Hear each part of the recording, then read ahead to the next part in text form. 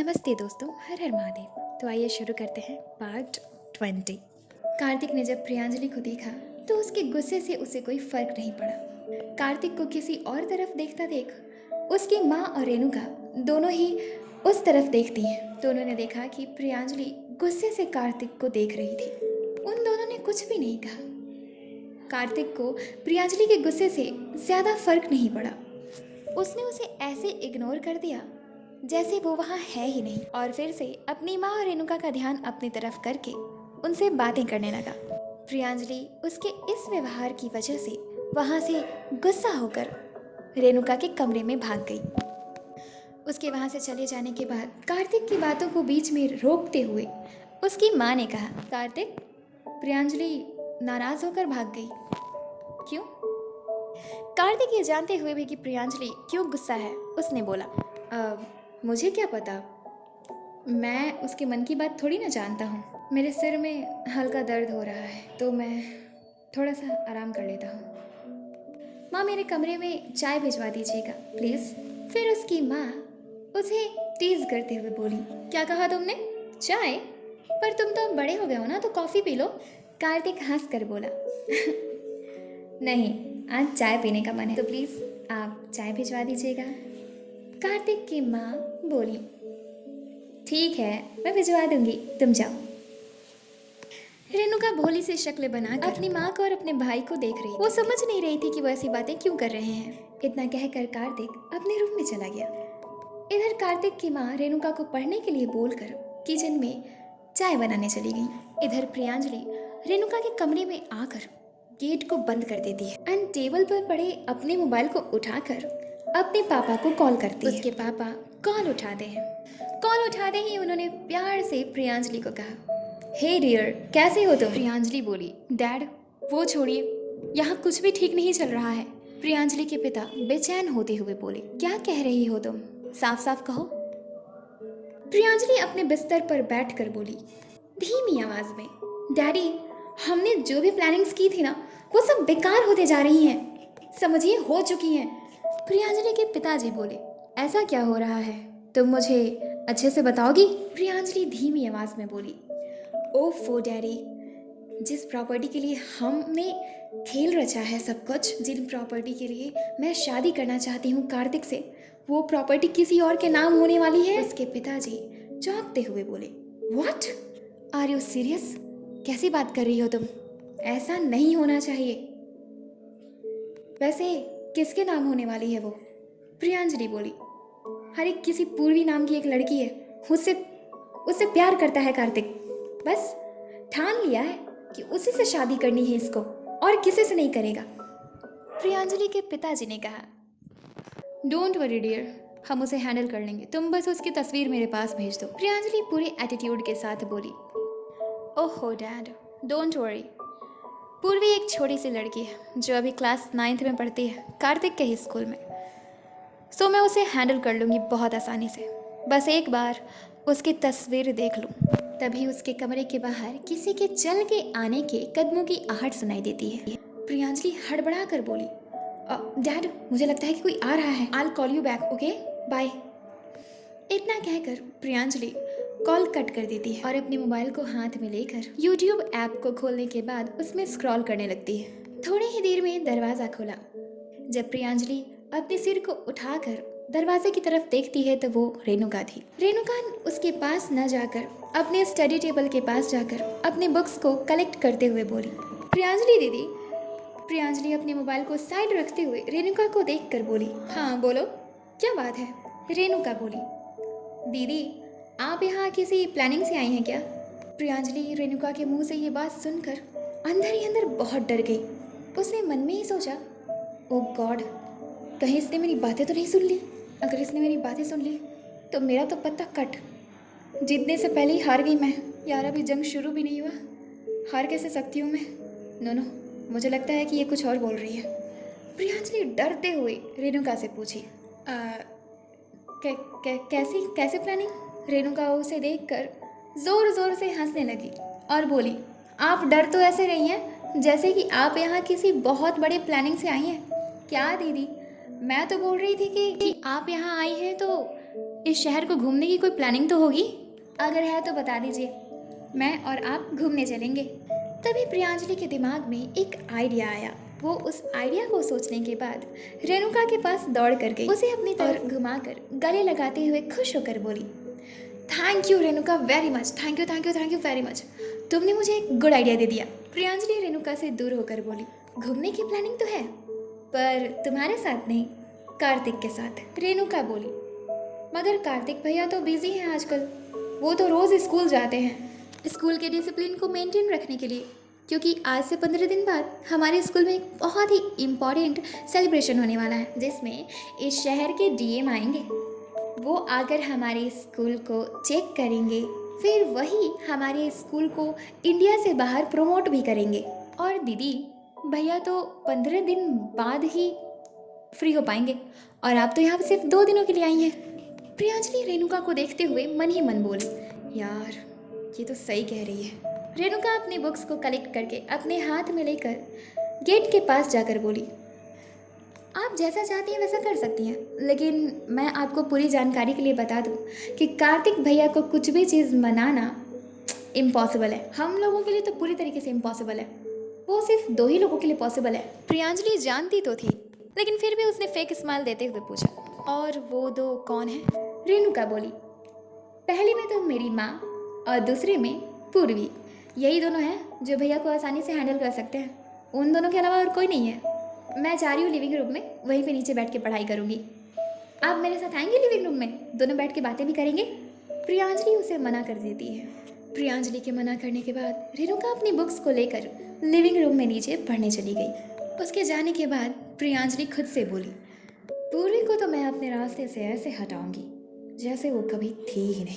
Mister Kartik Sinha, तुम्हारी property अभी इतनी ज़्यादा थी भी नहीं, तब उसके लिए मैंने और मेरे पापा ने वो किया जो तुम्हें सुनने के बाद तुम्हारे पैरों तले ज़मीन खिसक जाए। तो जब तुम्हारी प्रॉपर्टी इतनी ज़्यादा है तो इसे पाने के लिए हम क्या क्या ना कर दें। पूर्वी, अब तुम गई काम से। रात के 10 बजे अभिजीत अपने कमरे में बैठकर मोबाइल में कुछ इधर उधर की चीज़ें देखकर अपना मन बहलाने की कोशिश कर रहा था। वो बहुत कोशिश कर रहा था कि वो खुश रहे, लेकिन उससे हो नहीं पा रहा था। वो बहुत तंग होकर मोबाइल को स्विच ऑफ करके अपने बेड के बगल में जो टेबल थी उस पर रख देता है और सोने की कोशिश करने लगता है। इधर लिविंग रूम में उसके माता पिता बैठे थे। उसके पापा लैपटॉप पर कुछ काम कर रहे थे और उसकी माँ सब्जियाँ काट रही थी। तब उसके पापा बोले, जब मैं शाम को आया तो आप तो खाना बना चुकी थी ना, तो फिर ये दोबारा सब्जियाँ? उन्होंने अपनी बात अभी पूरी भी नहीं की थी, तभी अभिजीत की माँ बोली, ये सब्जी अभिजीत को पसंद है ना, उसी के लिए है। जब से आया है हॉस्पिटल से तब से बहुत उदास है। अभिजीत के पिता उन्हें देखते हुए बोले, क्यों, उन लोगों की मुलाकात नहीं हुई क्या? अभिजीत की माँ बोली, नहीं। अभिजीत के पिता बोले, क्यों नहीं हो पाया? क्योंकि अभिजीत के हॉस्पिटल पहुंचने से 10 मिनट पहले ही वो लोग जा चुके थे। अभिजीत के पिता उदास मन से, so sad. By the way, Abhijeet कहाँ है? वो अपने कमरे में बैठा हुआ है, शाम से ही कमरे से बाहर ही नहीं आया। आज उसने खाना बनाने में मेरी मदद भी नहीं कराई। अभिजीत के पिता अपने लैपटॉप को बंद करने के बाद उठकर अभिजीत के कमरे की तरफ जाते हुए बोले, मैं उससे बात करके आता हूँ। तब अभिजीत की माँ बैठे बैठे ही उन्हें पीछे से टोकते हुए बोली, सुनिए। वो रुक कर उनकी तरफ मुड़े और बोले, हाँ बोलिए। अभिजीत की माँ बोली, उसके स्कूल से मैसेज आया है, उसे वापस स्कूल में एडमिशन मिल गया है। और मैंने जब उसे कहा कि प्रॉब्लम सॉल्व हो चुका है तो उसने कहा कि कुछ भी सॉल्व नहीं हुआ है, मैं स्कूल नहीं जाने वाला। समझाइए उसे, शायद आप समझाएं तो वो समझ जाए। वैसे भी ज़्यादातर आप ही से बातें शेयर करता है वो अपनी। तब उसके पिता, तो ऐसा कहा उसने, अब आप देखिए कैसे वो स्कूल जाने के लिए झट से मान जाएगा। इतना कहकर वो वहाँ से अभिजीत के कमरे में चले गए। वो उसके कमरे में गए तो उन्होंने देखा कि अभिजीत बेड पर लेटा हुआ था। उन्होंने सोचा कि वो सो गया है, इसलिए उसके नज़दीक जाकर उसे कंबल उड़ाने लगे। उन्होंने जैसे ही कंबल उठाया वैसे ही अभिजीत की नींद खुल गई। वो अभी सोया ही नहीं था, उसने तो अभी अभी आंखें ही बंद की थी। वो उठकर बेड पर बैठ गया और फिर अपने पिताजी को देखते हुए बोला, पापा। उसके पिताजी उसे देखकर मुस्कुराते हैं और फिर बोले, तुम सो रहे थे ना, सो जाओ। अभिजीत बोला, नींद नहीं आ रही है, आप बैठिए ना मेरे साथ प्लीज़ पापा। अभिजीत के पिता उसे देखकर मुस्कुराते हैं और फिर बिस्तर पर उसके सामने बैठ गए और उसके सिर को सहलाते हुए प्यार से बोले, तबीयत कैसी है तुम्हारी? अभिजीत हैरानी से देखते हुए बोला, तबीयत को क्या हुआ है मेरे? तबीयत तो बिल्कुल ठीक है। अभिजीत के पापा मुस्कुराते हुए बोले, तुम्हारी मुलाकात हुई पूर्वी से? अभिजीत उदास मन से नीचे देखते हुए बोला, नहीं पापा, मेरे वहाँ पहुँचने से पहले ही वो लोग जा चुके थे वहाँ से। तब उसके पापा बोलते हैं, तो तुम कल स्कूल जा रहे हो? अभिजीत उन्हें देखते हुए बोला, नहीं, मैं स्कूल नहीं जाऊंगा। उसके पापा बोले, क्यों? क्या तुम चाहते हो कि वो कार्तिक जीत जाए? अभिजीत हैरानी से उन्हें देखते हुए बोला, मतलब पापा? अभिजीत के पिता हंसते हुए, मतलब प्यार एक जंग होता है, उसमें जीतना पड़ता है। इस दुनिया में हर इंसान को ना कोई ऐसा चाहिए होता है जो उसे ये महसूस कराए उसके लिए वो कितना महत्वपूर्ण है। अगर तुमसे पहले कार्तिक ने पूर्वी को महसूस करा दिया कि कार्तिक के लिए पूर्वी कितनी इम्पोर्टेंट है, तो तुम जानते हो क्या होगा? अरे तुम हार जाओगे। कार्तिक से पहले तुम उसे महसूस कराओ कि तुम उससे कितना प्यार करते हो, तब तुम जीत पाओगे। और हाँ, हमेशा याद रखना, हमेशा अपनी जीत पर फोकस करना, किसी की हार पर नहीं। अभिजीत बोला, नहीं पापा, मैं कोई जंग नहीं लड़ना चाहता, मुझे पूर्वी का प्यार जीतना है। अगर वो मेरे डेस्टिनी में हुई तो वो मुझे मिल ही जाएगी, नहीं हुई तो लाख प्रयास करने के बावजूद भी नहीं मिलेगी। उसके पिता उसके कंधे पर हाथ रखकर उसे देखकर मुस्कुराते हुए बोले, अरे मेरे भोले बच्चे, मैं जानता हूँ तुम डेस्टिनी पर बैठे नहीं रह सकते, क्योंकि कभी कभी हमारी डेस्टिनी में जो चीज़ें होती हैं ना, वो भी कहती हैं कि तुम मुझे पाने के लिए कोशिश तो करो, तभी मैं तुम्हें मिलूंगी। वरना तुम्हारी डेस्टिनी में होने के बावजूद भी बस तुम्हारी कोशिश ना करने की वजह से वो चीज़ तुम खो दोगे, समझे? एक इंसान को कर्म करना पड़ता है कुछ भी चीज़ पाने के लिए। अच्छा चलो, तुम्हें एक एग्जाम्पल देता हूँ। तुम्हें एग्ज़ाम देना है, तुम भगवान जी से प्रार्थना करके जाओगे कि भगवान जी मुझे एग्ज़ाम में टॉप करा दीजिए, और तुम नहीं पढ़ोगे तो भगवान जी टॉप कराएंगे? भगवान भी उसी की मदद करते हैं जो अपनी मदद करना जानता है। अरे तुम पूरा प्रयास कर दो, तुम में जितनी एनर्जी है, जितनी ताकत है, वो सब लगा दो, और बाकी का भगवान जी पे छोड़ दो, वो संभाल लेंगे आगे। पूर्वी के नज़र में नहीं, उनके नज़र में कार्तिक से आगे निकलो तो पूर्वी भी तुम्हारी होगी। आई बात समझ में? अभिजीत खुश होकर अपने पापा को देखता है। उसके पापा उसके सिर को सहलाते हुए बोले, अब तुम कल स्कूल जाओगे ना? अभिजीत बहुत खुश होकर हाँ में सिर हिला देता है। तब उसके पापा बोले, अब चलो हमारे साथ डिनर करो और उदासी छोड़ दो, और हाँ, उम्मीद मत हारना, उम्मीद रखे रहना, क्योंकि एक चिंगारी काफ़ी होती है आग लगाने के लिए, और एक उम्मीद काफ़ी होती है किसी की ज़िंदगी बनाने के लिए, समझे? अब चलो। अभिजीत अपने पापा के साथ बिस्तर से नीचे उतरकर खड़ा हो गया और उसके पापा एक दोस्त की तरह उसके कंधे पर हाथ रखकर उसे रूम से बाहर लेकर चले गए डिनर करने के लिए। डिनर करते वक्त अभिजीत की माँ ने कहा, अभिजीत तो तुम स्कूल जाओगे? अभिजीत मुस्कुराकर अपनी माँ को देखता है और फिर हाँ में सिर हिलाता है। तब उसके माता पिता दोनों उसे देखते हैं और फिर एक दूसरे को देखते हैं। तब उसके पापा बोले, आज इन्होंने तुम्हारी फेवरेट सब्जी बनाई है, अच्छे से खाना, और मैं कल तुम्हारे स्कूल चलूँगा तुम्हारे साथ। मैं देखना चाहता हूँ कार्तिक सिन्हा सामने से कैसा दिखता है, हमेशा उसे मोबाइल में देखा है।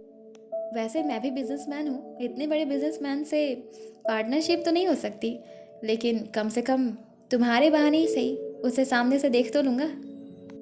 अभिजीत चिढ़ते हुए बोला, क्या पापा, क्या जरूरत है उस कार्तिक सिन्हा से मिलने का? आप मेरे पापा हैं और आप इस तरह से झुककर उससे मिलेंगे तो मेरी इज्जत क्या रहेगी उसके सामने?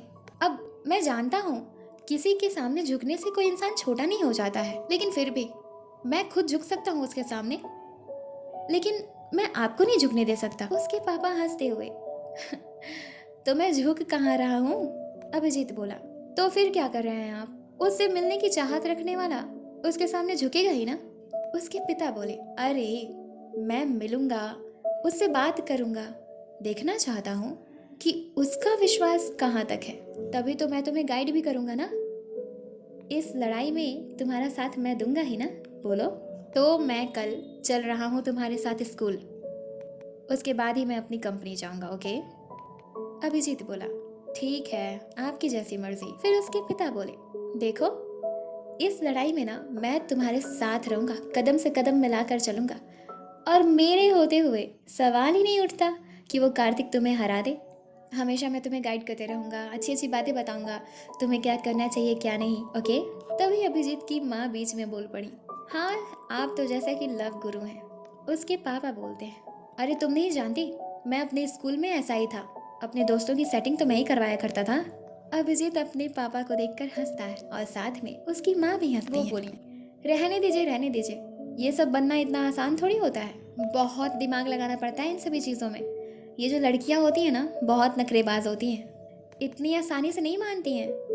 अभिजीत के पिता बोले, हाँ भाई, एक लड़की के नखरे लड़कियां ही तो समझ सकती हैं ना। तभी अभिजीत की माँ बोली, हाँ तो? अभिजीत के पिता बोले, हाँ, नखरे दिखाएं आप लोग, उठाएं हम लोग। तभी अभिजीत की माँ बोली, हाँ, हम लड़कियों के नखरे उठाने के लिए ही तो जन्म लिया है आप लड़कों ने। अभिजीत और उसके पापा दोनों बहुत हंसते हैं और फिर अपने अपने कमरे में जाकर सो जाते हैं। रात के 1:30 बज गए थे। अभिजीत को नींद बिल्कुल भी नहीं आ रही थी। वो अपने मन में सोच रहा था कि क्या पूर्वी आज स्कूल आएगी। अभिजीत के दिमाग में जिस दिन उसने क्लास में पूर्वी को पहली बार देखा था, वही वाली छवि नजर आ रही थी। तभी उसके दिमाग में आता है कि क्यों ना वो पूर्वी की ड्राइंग करे। फिर क्या था, वो अपने स्टडी टेबल पर बैठकर पूर्वी की ड्राइंग करना शुरू कर देता। अभिजीत ड्राइंग इतनी अच्छी बनाता था कि उसका कोई जवाब ही नहीं था। वहीं पूर्वी अपने कमरे में अभी भी स्टडी टेबल की चेयर पर बैठकर अभिजीत की स्केच बना रही थी। उसने लगभग 10 स्केचेस बना दिए थे अभिजीत के एक ही तस्वीर की। सारी स्केचेस उसने स्टडी टेबल पर बगल में रखी हुई थी और 11वीं स्केच बना रही थी। बनाने के चक्कर में उसे पता ही नहीं चला कि कब उसे डिनर किए हुए 2 घंटे हो गए। तभी उसे याद आता है कि उसकी स्टडी टेबल पर दूध से भरी ग्लास रखी हुई है, जो उसकी माँ अभी से 2 घंटे पहले सोने से पहले रख कर गई। वो दूध ठंडी हो चुकी थी, जिसके कारण पूर्वी को पीने का बिल्कुल मन नहीं था, लेकिन अपनी माँ के ऑर्डर्स को वो नकार भी नहीं सकती थी, जिसके कारण उसे मजबूरन नाक बंद करके पीना पड़ा। पीने के बाद पूर्वी उस ग्लास को टेबल पर रख देती और फिर उसने जितनी भी तस्वीरें बनाई थी, वो उन सभी तस्वीरों को हाथ में लेकर ड्रॉअर में रख देती है। उनमें से एक तस्वीर को लेकर बोलती है, मिस्टर अभिजीत, तुम हो मेरे प्रॉब्लम सॉल्वर। उस दिन तुमने मेरे क्वेश्चन को सॉल्व किया था ना, बस ये तस्वीर तुम्हें दूंगी, मेरे हाथ का बनाया हुआ। ये तुम्हारे लिए उस दिन का थैंक यू हो जाएगा। वो खुद से ही बोली, इसके साथ एक चॉकलेट भी दे दूंगी। फिर वो उसकी तस्वीर को अपने चेहरे तक ऊपर करके बोली, पर आपको कौन सा चॉकलेट पसंद है? ओफो, मुझे तो पता ही नहीं है कि आपको कौन सा चॉकलेट पसंद है। मैं अपने पसंद की चॉकलेट दे दूंगी आपको, ठीक है? तभी वो उसकी तस्वीर को वापस से ड्रॉअर में रख के जोर से ड्रॉअर को बंद कर देती है। फिर वो खुद के सिर को मारते हुए बोली, ओए पूर्वी, क्या हो गया तुझे? तू ऐसा क्यों बिहेव कर रही है?